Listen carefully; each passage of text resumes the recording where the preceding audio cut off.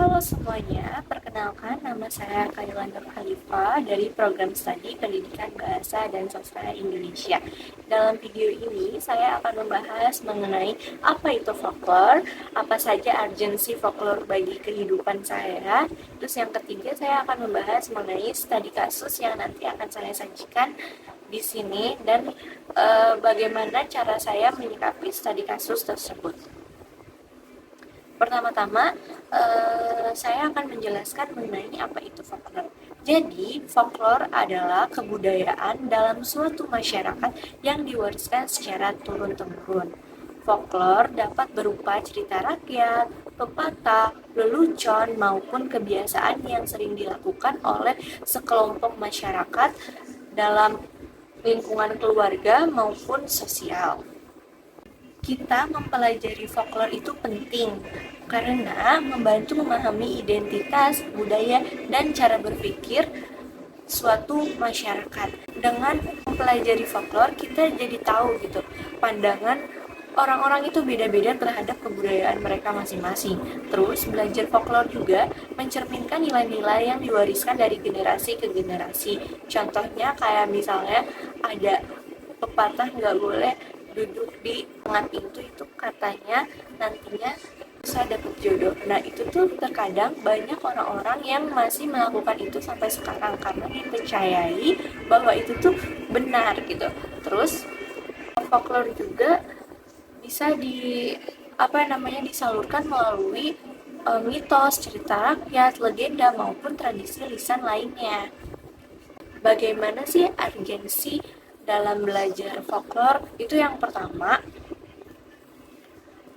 menjaga warisan budaya. Banyak tradisi lisan yang mulai punah. Untuk itu, kita mempelajari folklore akan membantu melestarikan warisan budaya agar tetap relevan. Apa saja sih urgensi dalam belajar folklore ini? Terus yang pertama itu urgensinya itu menjaga warisan budaya. Sekarang kan banyak ya budaya-budaya yang mulai punah. Untuk itu ketika kita mempelajari folklore dapat membantu kita dalam melestarikan warisan budaya agar tetap relevan gitu. Terkadang kayak misalnya sesajen itu kan udah mulai punah kan. Tapi kalau kita mempelajari folklore dan mempelajari apa itu maknanya, kita dapat membantu hal itu terus berkembang sesuai dengan kepercayaan mereka masing-masing. Terus yang kedua, itu memahami pola pikir masyarakat. Dengan mempelajari folklore dapat mencerminkan bagaimana suatu kelompok memahami dunia, baik dalam hal kepercayaan, norma, maupun etika. Karena ketika kita belajar folklore itu beda-beda, ada yang mempelajari folklore itu sebagai suatu kebiasaan dalam kelompoknya yang dipercayai maupun itu sebagai etika kelompok itu tersebut. Terus yang ketiga itu dapat membantu dalam kajian sosial dan antropologi. Apa sih maksudnya? Dengan mempelajari folklore atau memahami folklore, kita bisa mengkaji bagaimana suatu masyarakat itu berkembang dan bagaimana nilai-nilai berubah gitu. Terus yang keempat itu menjaga sumber inspirasi. Mengapa demikian? Karena banyak karya sastra, film, dan seni yang terinspirasi dari cerita rakyat dan mitos lokal. Misalnya cerita Nyi Roro Kidul.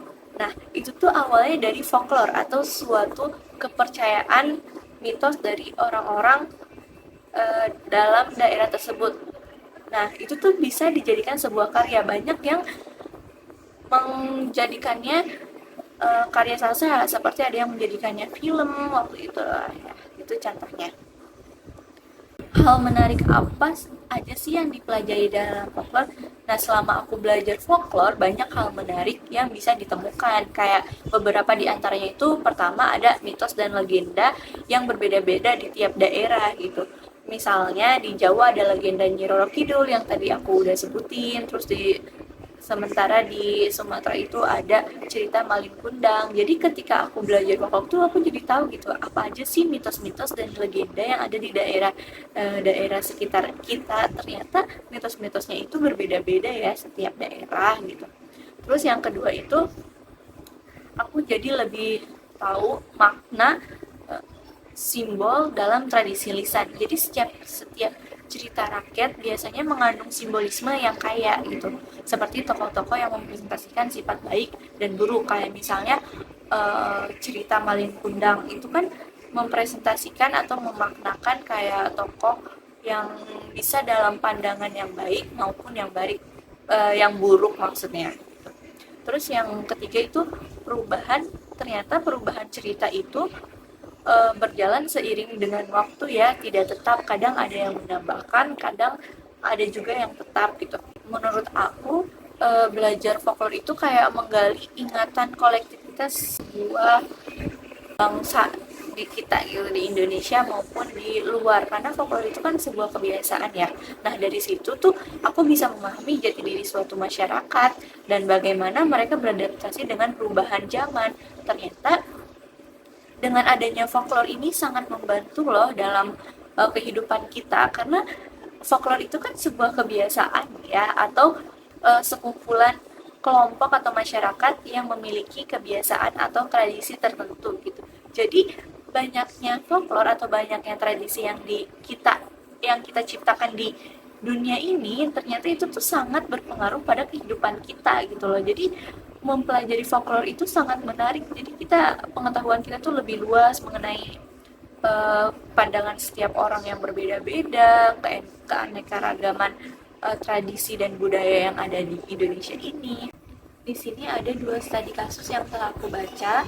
Yang pertama itu mengenai seseorang yang menendang sesajen, terus yang kedua ini mengenai sedekah laut yang anggap syirik gitu.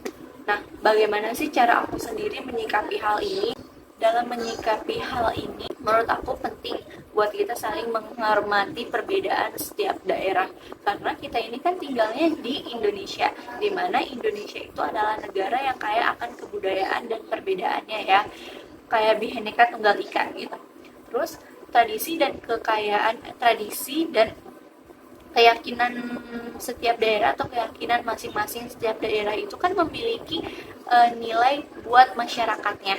Jadi ketika kita tidak suka atau tidak sejalan dengan kepercayaan kita pribadi, maka kita harus menyesuaikan dong. Bukan berarti kita harus menolak, merusak, menghina kepercayaan mereka, tapi kita harus bisa menghargai kepercayaan mereka agar kepercayaan yang kita anut juga dapat dipercayai oleh mereka gitu. Daripada kita merusak, lebih baik itu kita berdialog atau mencari titik tengahnya supaya keberagaman yang ada nggak malah jadi sumber perpecahan. Seharusnya keberagaman yang ada di Indonesia ini menjadi sebuah kekayaan bagi kita, bukan malah perpecahan, karena setiap kepercayaan atau setiap tradisi itu mempunyai makna yang berbeda-beda kan, tergantung seseorang yang memaknainya atau seseorang yang menganut kepercayaan tersebut. Nah, untuk itu sebagai warga negara Indonesia, kita itu perlu memahami nilai-nilai budaya yang ada di Indonesia agar itu dia menghindari hal-hal seperti kasus tadi itu yang menendang sesajen, menganggap sedekah laut itu syirik. Nah, agar kita itu bisa menghindari hal-hal seperti itu, kita harus lebih memahami nilai-nilai budaya yang ada di Indonesia. Terus kita juga harus menghindari provokasi yang muncul dari sosial media. Kadang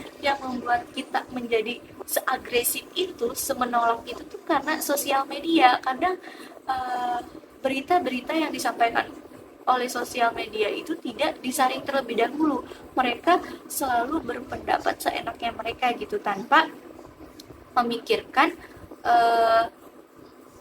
apa yang dipikirkan oleh orang lain. Nah, itu dia penyebab banyaknya kasus-kasus seperti kasus yang tadi ini gitu. Nah, untuk itu kita sebagai warga Indonesia harus lebih menghargai, memahami, dan menghormati keberagaman yang ada di Indonesia.